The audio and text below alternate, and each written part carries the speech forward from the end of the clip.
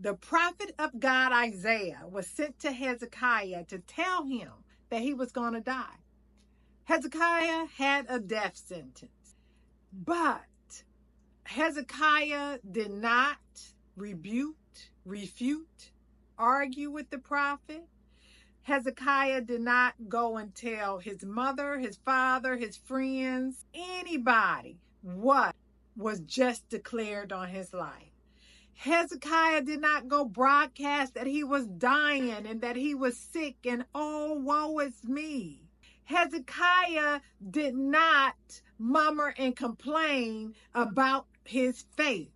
What Hezekiah did do, Hezekiah went to the only one that can turn his fate around, and that was God. Hezekiah turned his back to everything else and faced the wall and cried out to his maker, God, the only one that could change the situation. Hezekiah knew who to talk to. So many times we go to everybody else, telling everybody else our problems when they cannot change our situation in any kind of way. We have to turn our back on what was said, what was done. We have to turn our face towards the wall, towards God, and seek his face and cry out to him. And guess what? God heard Hezekiah. God told Isaiah, turn back around and go tell Hezekiah that he will not die, but I will add 15 years onto his life. And after he told him that, Isaiah told Hezekiah to gather up some figs. There was some work that Hezekiah had to do. God answered his prayer. He told Hezekiah, gather the figs and put the figs on your boil, on your wound. So he had to gather these figs and put them on the wound, the infection, the thing that was hurting him.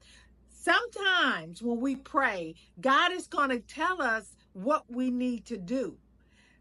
Faith without works is dead. It does not produce fruit.